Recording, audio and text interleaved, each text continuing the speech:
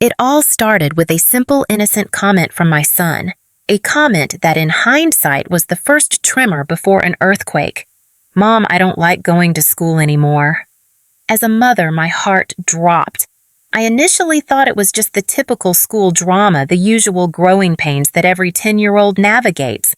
But when I discovered the real reason, when I learned the horrifying truth of how he had been systematically humiliated, belittled, and emotionally bullied by his fifth-grade teacher, a woman entrusted with his care and education, I knew I couldn't stay silent. What started as a mother's quiet concern quickly escalated into a relentless fight for justice. I wasn't just fighting for my son Liam. I was fighting for every child who had ever been silenced, whose spirit had been chipped away by an adult in a position of power. And when I finally confronted the school, I didn't just demand answers, I demanded systemic change. My name is Martha Carter. For the past 10 years since my husband passed away, my world has been Liam. He's a bright boy, sensitive and kind, with a wild imagination and a gentle heart. We've always been close, a tight-knit unit of two. He tells me everything, or at least I thought he did. Our home has always been his safe harbor, the place where he could be himself, unload his worries, and know he was unconditionally loved and heard. That bedrock of trust was everything to me. It started like any other Tuesday morning or so, I thought. The kitchen was filled with the comforting smell of cinnamon pancakes, Liam's favorite, as I flipped them onto his plate.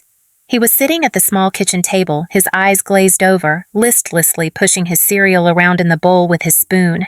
His usual morning enthusiasm, the chatter about his latest Lego creation or the dream he'd had been replaced with an unsettling, heavy quiet. I'd learned over the years that something wasn't right when Liam retreated into that kind of silence.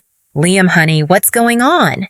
"You've hardly touched your food, and these are your favorites," I asked, trying to keep my voice light, cheerful, but a small, cold knot of maternal anxiety began to form in my stomach as I waited for him to answer. He glanced up at me, his usually bright blue eyes shadowed with something I hadn't seen there before, a flicker of fear, perhaps, or a deep, weary sadness that no 10-year-old should carry. I don't want to go to school today, Mom," he said softly. His voice barely above a whisper, his gaze dropping back to the uneaten cereal. My heart sank. Liam had always been a happy child, genuinely eager to go to school, to see his friends, to participate in class, especially since he'd entered Mrs. Anderson's fifth-grade class. He'd initially admired her, spoken of her interesting lessons. For him to say this so definitively, something was profoundly wrong. Something deeper, more troubling than a simple bad day at school or a minor squabble with a classmate. "Why not?" "Sweetheart, is everything okay at school?" "Did something happen?" I asked, setting the plate of pancakes aside and moving to sit next to him at the table, gently placing my hand on his small shoulder. He shifted uncomfortably in his chair, avoiding my gaze. After a long moment of silence, during which I could almost hear the internal struggle warring within him, he mumbled, his voice choked. "It's just, I don't like Mrs. Anderson anymore. She's always mad at me. She says things, mean things to me." I felt my chest tighten, a cold wave of dread washing over me. Mrs. Anderson. I'd met her at parent-teacher conferences. She'd seemed firm, experienced, perhaps a little old-fashioned in her methods, but I'd perceived her as fair. But hearing my son's words, the raw pain in his hushed voice, it was like a splash of icy water to the face. Something was terribly off, and I knew with a mother's intuition that I couldn't just ignore this. "What kind of things does she say to you, Liam? You can tell me anything you know," that I urged, my voice low and steady, trying to project a calm I didn't feel. Liam shifted again, his small hands fidgeting with the edge of his napkin. She says I'm stupid, Mom, that I don't try hard enough even when I do. She made fun of my drawing yesterday in art, said it looked like a squashed bug, and everyone laughed. And last week, when I couldn't answer a math problem on the board, she called me lazy in front of the whole class and said I'd never amount to anything if I didn't use my brain. His voice cracked on the last words, and a single tear escaped, tracing a path down his cheek. I felt the blood drain from my face. My heart hammered in my chest as his words echoed in my mind, each one a separate painful blow. A teacher. My son's teacher, the adult who was supposed to encourage his curiosity, nurture his confidence, and support his learning, had called him stupid. She had belittled his efforts, allowed him to be humiliated in front of his classmates. I couldn't comprehend the cruelty, the sheer unprofessionalism of it. "Oh, Liam, why didn't you tell me sooner, sweetheart?" I asked gently, my voice thick with emotion, trying desperately not to sound accusing, not to add to his burden. "I don't know," he whispered, his voice trembling, fresh tears welling in his eyes. "I didn't want you to get upset, Mom. And I was embarrassed. I didn't want you to think I was a crybaby or that I was really stupid, like she said." I pulled him into my arms, then hugging him tightly, rocking him gently as I fought back my own tears. Tears of rage, of sorrow, of a fierce protective love. My son, my sweet, sensitive boy, was being emotionally tormented, and I hadn't known. He had been carrying this heavy, painful weight all alone, and I, in my busy single-parent life, had been too caught up in my own daily routine, my own exhaustion to see the subtle signs, the dimming of his usual bright spirit. The guilt was immense, but that was going to change, right now. No one, least of all a teacher entrusted with his well-being, was going to make my son feel like he was less than. No one was going to break his spirit, not while I was alive and breathing. "Liam," I said firmly, pulling back slightly to look him in the eyes, my voice steady despite the tremor of anger I felt deep inside. "Listen to me very carefully. You are not stupid. You are not lazy. You are one of the brightest, kindest, most creative boys I know, and you don't ever, ever have to keep things like this, things that hurt you to yourself. Okay? I'm your mom. I'm always on your side. I'm going to make sure you're safe, that you feel loved and valued every single day. And I am going to talk to your school about Mrs. Anderson today." Liam's eyes, still swimming with tears, searched mine. Do you think they'll believe me? Mrs. Anderson is always so nice to everyone else, to the other parents." I kissed his forehead, my resolve hardening into something akin to tempered steel. "They will believe you, sweetheart, because you are telling the truth. And I will make sure of it. I'll talk to Principal Harris. I'll talk to the school board if I have to." This stops now. That morning, I walked Liam to school, my hand gently but firmly squeezing his as we walked down the familiar path to the entrance. I couldn't shake the profound feeling of unease, of impending battle that had settled in my stomach. Something was rotten in this school. And it wasn't just Liam's fear, it was the whole situation, the potential for an adult to abuse their power so carelessly, so cruelly. As soon as Liam was safely in his classroom line under the watchful eye of another teacher, thankfully, as Mrs. Anderson wasn't on yard duty, I marched straight to the principal's office, my heart racing with a potent mix of controlled anger and deep maternal concern. I explained the situation briefly to the school secretary, a kind woman named Mrs. Gable, and asked to see Principal Harris immediately. He was a man I'd always found to be reasonable, dedicated, but I knew that even his best intentions couldn't make a teacher's abusive behavior simply disappear with a quiet word. This felt bigger, more systemic than a simple misunderstanding or a personality clash. This felt like a pattern of behavior that needed to be not just addressed, but eradicated. Principal Harris listened intently, his brow furrowed as I recounted Liam's story in detail. I told him everything about Mrs. Anderson's cruel, demeaning remarks, the public belittling in front of the class, the specific incidents Liam had described, and the devastating impact it had clearly had on my son's confidence and his willingness to even attend school. As I spoke, I noticed the principal's expression darken. He had always struck me as a man of integrity, and it was clear that he wasn't going to just brush this off as childish exaggeration. "I'm so very sorry this has happened, Mrs. Carter," he said, his voice calm but infused with a seriousness that offered a small measure of reassurance. "We will take this allegation very seriously. This is not the kind of conduct we condone at Northwood Elementary. I'll need to speak with Mrs. Anderson directly, of course, and look into this situation further. We'll need to gather more information. In the meantime, please know that your son's safety and well-being are our absolute priority." I nodded, my heart still heavy with worry and a simmering anger. I appreciate that, Principal Harris. But this isn't just about Liam as much as he is my world. If she's doing this to him, she might be doing it to other children. She might have done it before. I need to make sure this doesn't happen to any other child in her care. I want something concrete done about it, something that holds Mrs. Anderson accountable for her actions, for the emotional harm she has inflicted. Principal Harris paused, his gaze meeting mine, thoughtful and direct. I understand your concern, Mrs. Carter, and I assure you we will investigate this thoroughly. We have protocols for these situations. We will take the appropriate action based on our findings. As I left the principal's office, I felt a sliver of relief mixed with a large dose of apprehension.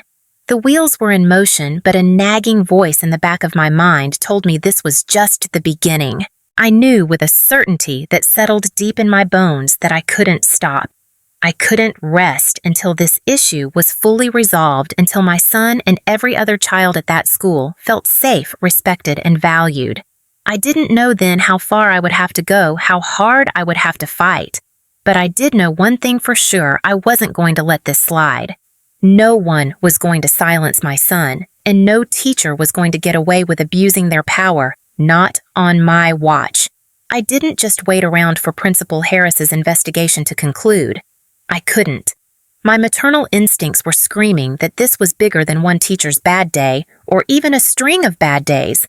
I couldn't just take his word that everything would be sorted out neatly behind closed doors. I had to take control. I had to act before the situation escalated further, or worse, was quietly swept under the rug, as I was beginning to suspect might have happened before. My investigation began that very afternoon. I started by talking to other parents, a network I'd cultivated over years of school events and playground chats. I approached mothers and fathers I trusted, some of whom had children currently in Mrs. Anderson's 5th grade class with Liam, others whose children had been in her class in previous years. I wanted to know if Liam's experience was an isolated incident, a terrible misunderstanding, or if it was part of a broader, more disturbing pattern. The responses I received over the next few days were chilling, and they confirmed my worst fears. Oh, Mrs. Anderson, one mother, Jane, a quiet woman whose son Tom was in Liam's class, told me in hushed tones when I met her in the school parking lot. Her eyes darted around nervously as if afraid of being overheard. Tom's been different this year, more withdrawn. He told me a few weeks ago that Mrs. Anderson called him lazy and uncooperative in front of the whole class when he couldn't finish his math worksheet quickly enough. He said she mocked his handwriting, calling it chicken scratch that no one can read. But when I spoke to her at the last parent-teacher night, she was so sweet, so complimentary about Tom's efforts. I didn't think much of it at the time. I thought maybe Tom had exaggerated or that she was just having an off day. Jane's voice trailed off her face, now etched with a dawning horror and self-reproach. Another father, David, whose daughter Sarah had been in Mrs. Anderson's class 2 years prior, recounted a similar story. Sarah used to love school, he said, his voice tight with remembered anger.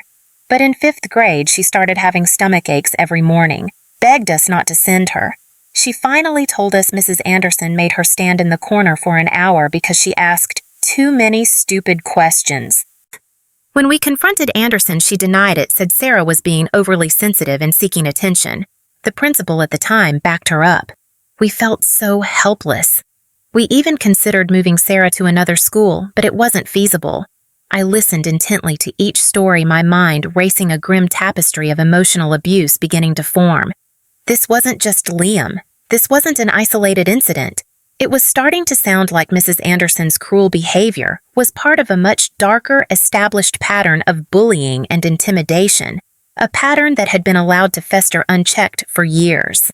I spent the next few days meticulously gathering information, quietly speaking to other students with their parents' permission. Other parents, even a former teaching assistant who had briefly worked with Mrs. Anderson and had left due to an uncomfortable classroom environment.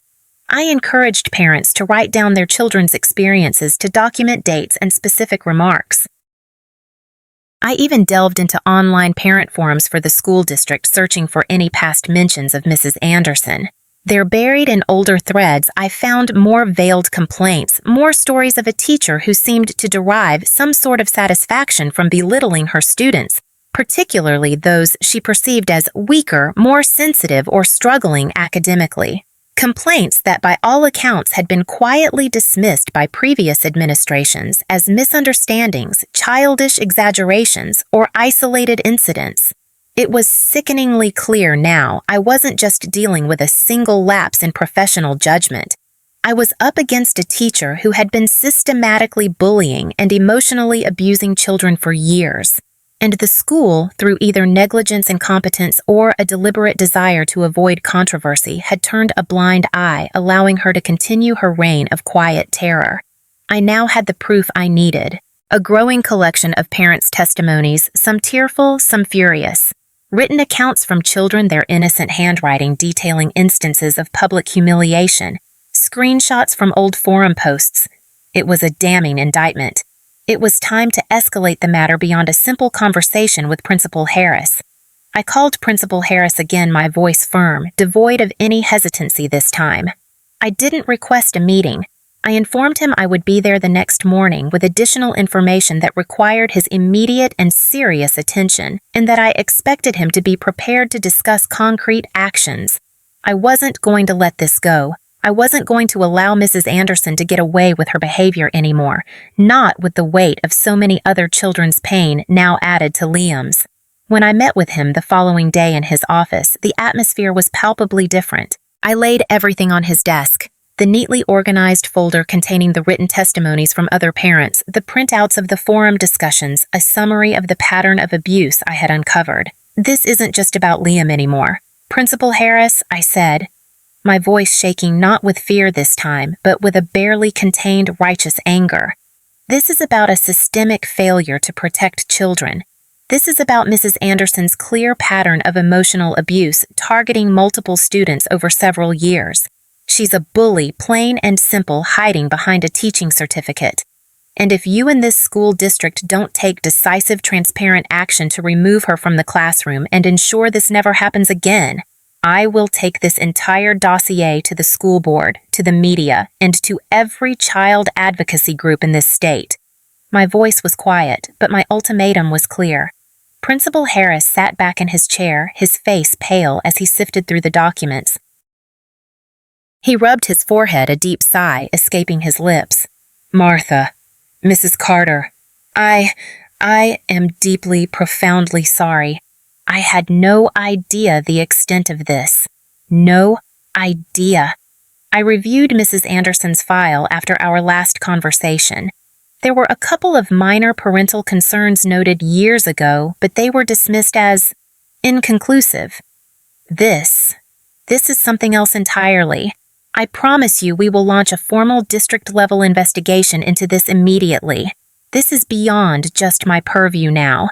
I wasn't done yet. My son's pain and the pain of those other children demanded more than just another investigation that might get buried in bureaucracy. I needed to make sure the school couldn't sweep this under the rug again as it seemed they had done in the past. So that afternoon, after leaving Principal Harris's office with his assurances ringing hollowly in my ears, I made another more drastic decision. I compiled a summary of my findings, anonymizing the children's names to protect their privacy, but keeping the parents' contact information for verification. Then I contacted a well-respected investigative reporter at a local news outlet, one known for her tenacity in exposing institutional failings. I didn't particularly want to go public with this to drag my son or any child through a media circus. But I knew with a chilling certainty that sometimes the only way to force a complacent system to act is to shine a very bright, very uncomfortable spotlight on its darkest corners. The truth had to be heard. Other parents in the district, not just at Northwood Elementary, needed to be aware of what was happening, what could happen in their children's schools. The system needed to be held accountable publicly. I sat down with the reporter, a sharp, empathetic woman named Sarah Chin, later that week. Her eyes widened with a mixture of shock and professional outrage as I laid out the evidence I had gathered, the pattern of abuse, the school's apparent history of inaction. She asked for Liam's story for an on-camera interview, but I gently declined for now. I told her I couldn't put him through that yet, not without his explicit consent, not until he was stronger. Instead, I gave her a detailed chronological account of everything, carefully laying out the facts, showing her the testimonies, explaining how Mrs. Anderson had been allowed to continue her abuse, seemingly unchecked and protected by a wall of silence or indifference. The reporter promised to investigate the matter further, to dig into school records, to speak with former employees if possible, but she also warned me, her expression serious. "This won't be an easy battle, Mrs. Carter. The school district will likely fight back hard. They'll try to protect their reputation, discredit your claims, perhaps even try to paint you as an overzealous, troublemaking parent." "I don't care what they call me," I said firmly, my gaze unwavering. "I won't let this go. This is about the children." The following week, my world and the insulated world of Northwood Elementary erupted. The news station aired Sarah Chin's meticulously researched investigative segment. It didn't name Liam, but it detailed a pattern of alleged emotional abuse by a tenured elementary school teacher at Northwood, citing multiple anonymous parental accounts and questioning the school's and district's oversight. The story spread like wildfire through local social media, parent groups, and community forums. Before I knew it, my phone was ringing off the hook. Calls from other concerned parents, not just from Northwood, but from other schools in the district, flooded in. They had their own stories to tell. Their own children who had been treated similarly by other teachers, left to suffer in silence because they or their parents feared retaliation or simply weren't believed. Parents who had raised concerns about Mrs. Anderson or teachers like her only to be ignored, dismissed, or labeled as difficult. A groundswell of anger and frustration, long suppressed, was finally finding its voice. The school and the wider district was forced to respond. The public pressure was immense. Within days, Principal Harris announced via a letter sent home to all Northwood parents that a formal independent investigation overseen by the district superintendent's office was being launched into the allegations against Mrs. Anderson. He also announced that Mrs. Anderson had been placed on immediate paid administrative leave pending the outcome of this investigation. But I wasn't satisfied with just that. An investigation was a start, but it wasn't the end. I wanted more. I wanted true accountability.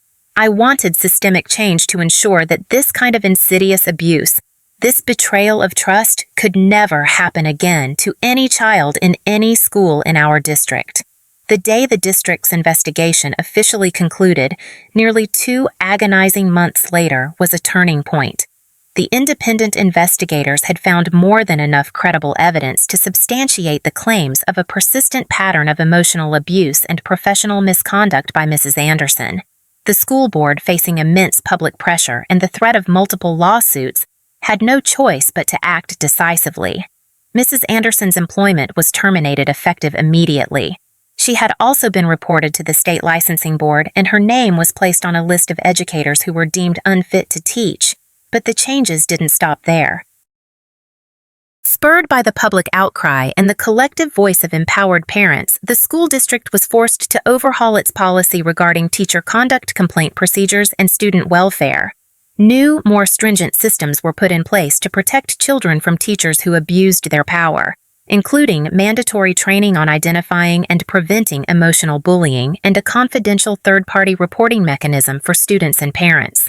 I had done it. With the help of so many other brave parents and their children, I had fought for my son, and in doing so had helped to bring about a measure of justice and a promise of better protection for every other child who had suffered or might have suffered in silence. The victory, however, didn't come without its personal costs or complexities. Some within the school community, a few teachers loyal to Mrs. Anderson, a handful of parents who preferred not to rock the boat, viewed me with suspicion, even resentment. They didn't understand why I'd had to make the situation so public, why I couldn't have just handled it quietly. They didn't believe it was necessary to make such a fuss over a few harsh words. But to me and to the many parents who stood with me, it was never just about a few harsh words. It was about a fundamental abuse of power, a violation of a sacred trust. Sometimes people don't see the depth of the harm, the pattern of abuse, until it's dragged into the harsh light of day. I said quietly to one such critical parent at a PTA meeting. Sometimes you have to make a very loud noise so that the silence doesn't swallow vulnerable children whole. She didn't have a response to that. She couldn't. As for Liam, he didn't just get justice in the form of Mrs. Anderson's removal. He got his voice back. He got his confidence back. He stood taller, his smile returned brighter and more resilient than ever before. He had learned an invaluable if painful lesson. Never let anyone silence you. Never let anyone make you feel small or worthless, no matter who they are or how much power they seem to wield. He learned the importance of speaking truth to power even when it's terrifying. And as for me, I had learned or perhaps rediscovered the most important lesson of all when you stand up for what's right for the voiceless, for the vulnerable. You might not always win immediately, you will undoubtedly face resistance, but you will always change something for the better. And sometimes in a world that often feels indifferent to individual suffering, changing something making that one small corner of the world a little safer, a little kinder is more than enough. It's everything. My relationship with Liam, forged in the crucible of this fight, became stronger, deeper than I could have imagined. He knew, without a shadow of a doubt, that his mother would move heaven and earth for him. And I knew, with a renewed sense of purpose, that being his mother, his protector, his fiercest advocate was the most important, most sacred job I would ever have. The battle had been hard, but our victory and the lessons learned were immeasurably sweet.